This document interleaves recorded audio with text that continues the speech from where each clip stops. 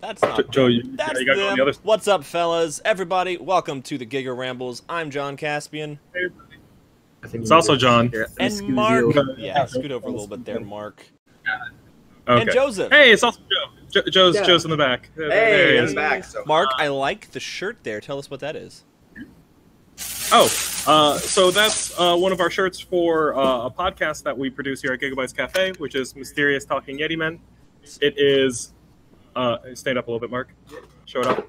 Yeah. It is a War Machine and Hordes podcast. We cover a lot of what's going on in the current state of things, and we do a lot of recap and coverage over events. Like, for example, my favorite caster in every single faction is Grail. Yeah. So there's a lot of Grail discussion, whether we like it or not. Yeah. So yeah, we have a lot to talk about this week. But first of all, let's talk about our new releases, because Giga-Bites Cafe #1 is a tabletop store, which means we have a whole bunch of new stuff. Obviously, throughout the whole summertime, it's super busy with releases. So, John, if you want to take it away, and we'll start off. Yeah, let's start with what we got in a little bit earlier this week and last week. We're going to go with Rumble Slam first, which is fantasy wrestling. Yeah. So Rumble Slam is a game made by Tabletop Combat, or TT Combat for short, if you're in the know. And it is going to pit two wrestlers against each other. And by fantasy, I really mean fantasy. I don't want to stress, or I want to stress how fantasy they are. It is orcs, goblins, witches, lizard men, mythical beasts. Yeah. Like every single kind of trope that you will find in a fantasy universe, you can find in Rumble Slam. Awesome. But then they put like professional wrestling flair on them. So take your typical race and add an 8-pack to it. Yeah. We're talking, take that back up another notch, and that's what you got on these guys. Yeah. Now, and there's a lot of there's a lot of counterparts to professional wrestlers that we know. Like Hulk Hogan. Yeah, which is there's an orc named Gunn who's very similar to Hulk Hogan. He's got the mutton chops. Yeah, and then there's also Ronnie Salvage, a dwarf who wears very fancy sunglasses and a bright yellow hat, and he has a penchant for snapping into his favorite form of beef jerky. Yes. Yeah. So A skinny Johnny. that is a hilarious. skinny Johnny. Now, this is done in a little arena, right? Correct. Yeah. Yeah, So arena. I believe the starter box, if you pick it up, actually has like arena with it. Oh, nice. But we also sell both MDF arenas, so like you can make like an actual like stage arena, or they sell neoprene mats, which are going to be the arenas. The only question I have, does it have rules for how bouncy the mat's supposed to be? Oh, Actually, I don't know. I haven't looked into the mats. I've just been looking at the players and the systems and how to play, Okay. like how to actually get the game going. I haven't been looking at what the terrain does. Because, in they do wrestling, the actual floor is super bouncy, right? yeah. yeah. It's not obviously a concrete floor would Right. a little more painful with all those And slams. so I haven't looked into that, but there are different styles of rings that you can do. So that might actually affect how the game's played, which is kind of cool. That's interesting. But with me, the immediate appeal is the we'll have to post up a picture or maybe even just kind of like show you guys the variety of wrestlers you can get in this game is tremendous. No matter what your kind of taste is, there is a wrestler over on the wall there for you. So that's something that I really like to stress to people about it, is that the buy-in's relatively low. The 2-player starter is $75, but that gets you the rule book, like the full rule book, a mat to play on, 2 full teams, plus dice and all sorts of other stuff. But if you wanted to go just with like a starter box for 1 full team is $35, and then like buying a couple additional like star players or like star wrestlers is going to be anywhere from $10 to $15. Like that's easy game to get into. The play space you are required is super small. I think it's like the wrestling ring is either a foot by a foot or even 18 inches by 18 inches. Yeah, it doesn't look like it doesn't take up a lot of space, so you can play it on a kitchen table. You can play it on like one of the smaller tables here at Giga-Bites. It's a really easy game to get into. And it's not like you're spending the first turn getting in your opponent's face. You are in your opponent's face. Correct. Yeah. Just clothesline them first turn. That'll be great. So yeah. Oh yeah. The man shark. Yes. They do have a giant shark man. Gregoire pointed that out. That is one of my favorite sculpts that I've seen in the line. And this is from a guy who is not only freaking out about that, but also like the 5 or 6 different playable dinosaur wrestlers that they have. They do. Which is amazing. So yeah, JP. It has Hulk Hogan as Gunn the Orc. There is a Rock equivalent. He might actually be. Yeah. I can't remember. I know he's over there on the wall, but they also have a Jake the Snake. They have Ric Flair. They have Andre the Giant. They have all of your favorite wrestlers in a fantasy counterpart to it. Yeah. So if you are a fan of wrestling and you wanted a different game to play, and it's not a particularly like rules heavy game, so it's really easy to get into, and it's really a fun light game to play. Yeah. And the miniatures are gorgeous. I was kind of on the fence about it. I was like, oh, hey, it's made by an unknown company. I don't think the sculpts are going to be that great. But you can actually look at the resin sculpts like inside of the clamshells that you pick up. They are phenomenally done. The amount of like flash and mold lines on them are pretty limited, especially for like for resin, an entire range of resin sculpts. Yeah. I definitely think you can use this for other things too. If you have a grapple character for an RPG campaign, it'd be great to just have a luchador join the party. Yeah. And it's one of those nice things where tabaxis have been a hot topic here at the store. A lot of people are playing tabaxi characters. We're like, oh no, I don't know. There's not a lot of like cat people out there, but there's actually several in the Rumble Slam game too. Because hey, you have a cat person monk or even a cat person bard who's super showy and might show up a leopard and a leotard. That would be pretty cool. Yeah. So check out Rumble Slam. We have it. I am looking to hopefully establish like a demo day and like a let's play day, but I want to kind of sort things out first, and I need to see if I'm just going to windmill slam the dinosaur box or maybe try something different. Start with dinosaurs. Yeah, sure. Start with dinosaurs. Okay, cool. I'm going to end up playing dinosaurs anyways. So other things that are coming out or have released this week, we got the Legend of the Five Rings. Is this the first standalone novel that they've released so far in this edition? That I'm not certain, but this is the first book I've seen, so I'm going to say yes. Yeah. So basically, it's a new novel in the Legends of the Five Rings universe. I do believe it has some cards in there with it, which is great. It should say on the front. There's a little sticker on the front. Oh, yeah. It includes promotional cards for Legends of the Five Rings. So if you are an active player of Legends of the Five Rings, it's a great pickup. Or if you are maybe an old player of the RPGs or the original card game, it's a great thing to just buy because, hey, it's a new story in that world that you love. Yeah.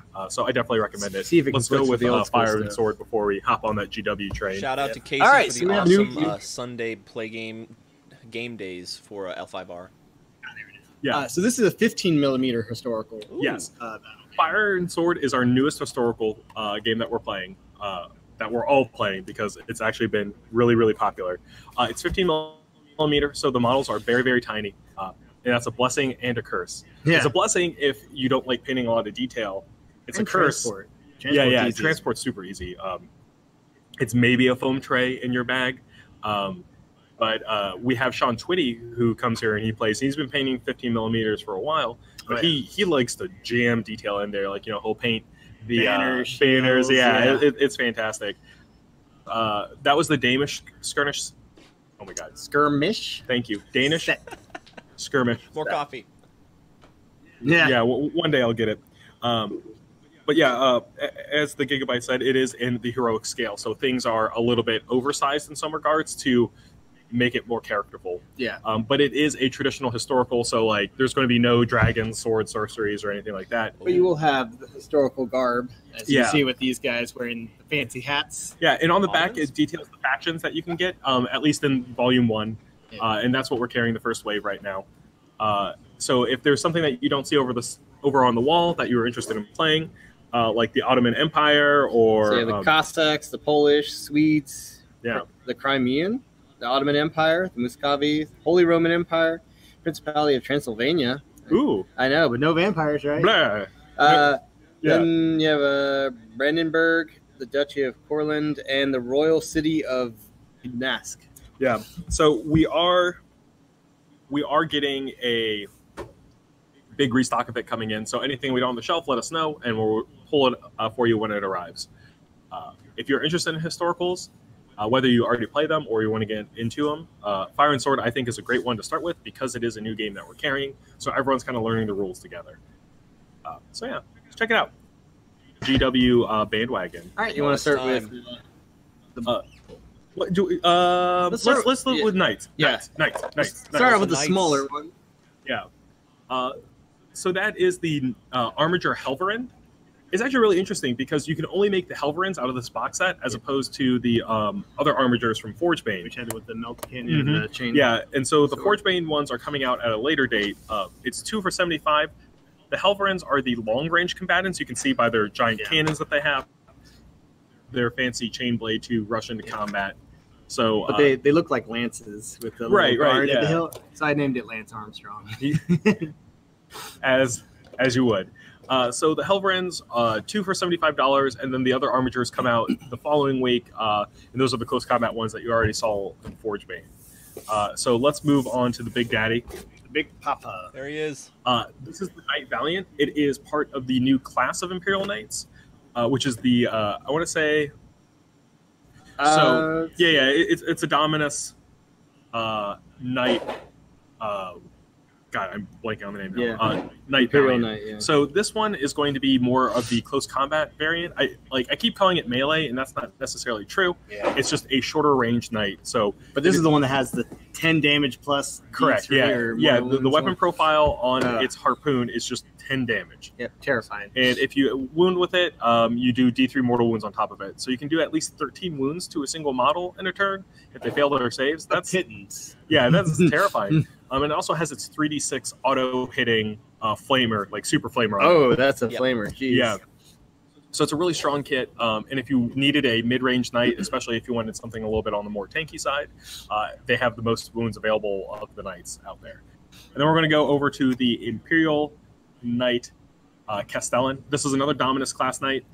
This one's going to be more of the long-range variant. It's price of a single box set. Yeah, probably. So it's $170. I definitely recommend picking them up. They're gorgeous models. I can't wait to see what our Knight players do with them.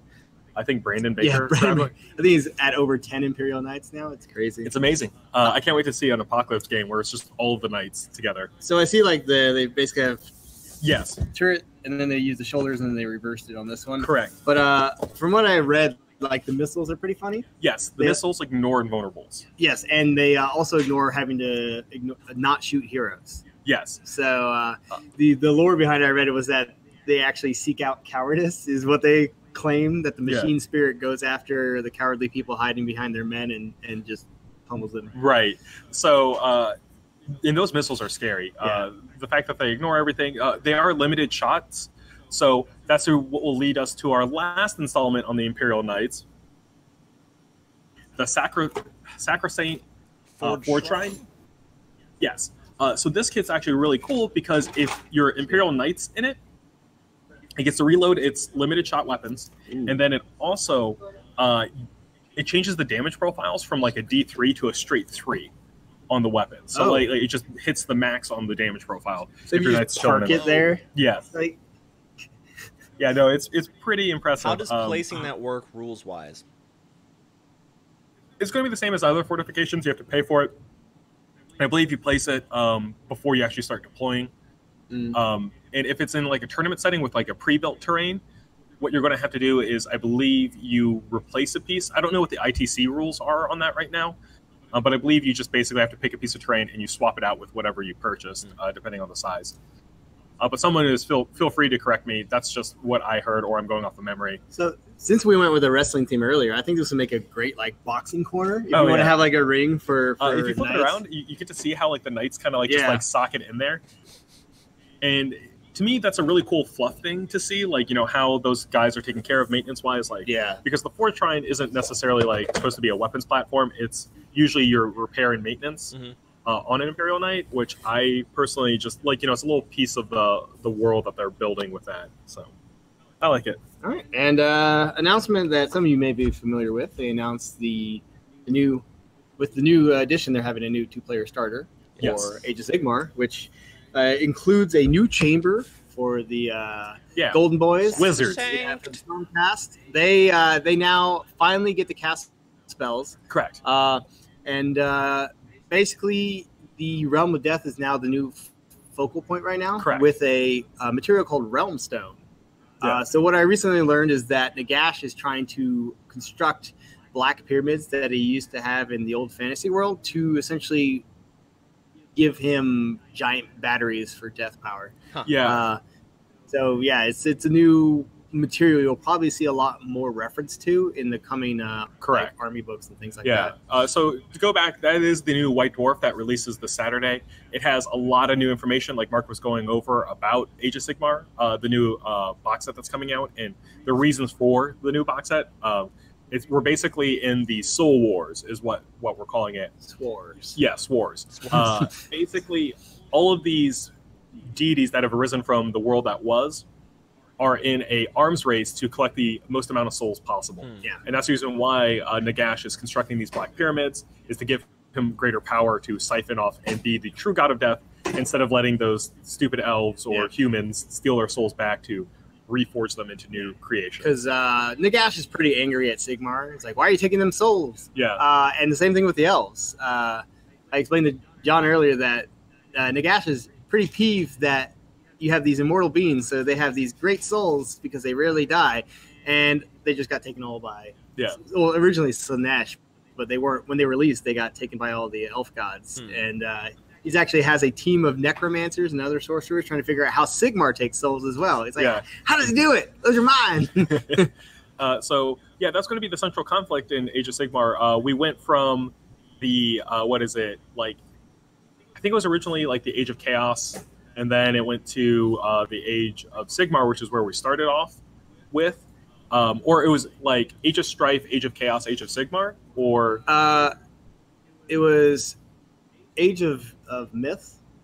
It was when Sigmar was in power. Then it became Age of Strife. Then Chaos. Then Chaos. Then it was Sigmar, which is where we started off in this thing.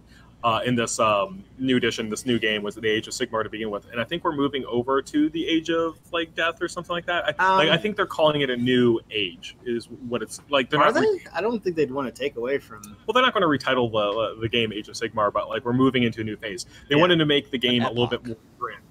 Yes, make it a little bit grittier, make it a little bit darker. Borrow from 40K what makes it popular, which is the kind of odds are against you no matter what faction you play. Because Nagash has had his butt kicked by Archaon before. And this was when he felt himself untouchable. Yeah. And this is one of those, like, they're really doing a good job of bringing the fluff forward, because that was a lot of the big complaints is when Age of Sigmar hit. Not only did they wipe out all of the fluff that was established for the old world, but they dropped this new world into your lap, and they're kind of like, you'll figure it out. Yeah. Which is not a great way to get a lot of people into a new game. Story apparently sells games. Yeah. I mean, just look at 40K. So much fluff. Yeah. You're like, why do you like this army? Well, I read this story. And then you look at like a lot of the Age of Sigmar armies, and what you can get out of like the army story-wise is just what's in the army book. And that's sometimes not really enough. Yeah. And it's the investment you need to put into it before you even get the army. And like for 40K, all these stories float out there. It's like, oh yeah, I read this book, and they tell someone else's story. Well, that's kind of harder to do for Age of Sigmar. But one of the things they are doing is they're flushing out these worlds with the new edition. Even in this White Dwarf, if you flip through it, they talk about the realms and the world to it. So. But if you think about it, like before, I mean, these realms are so expansive that they have hardly even been discovered. But they are setting in stone certain places in these realms. One thing they kind of hinted at is like each world is about 3 times larger. Each realm is about 3 times larger than Earth.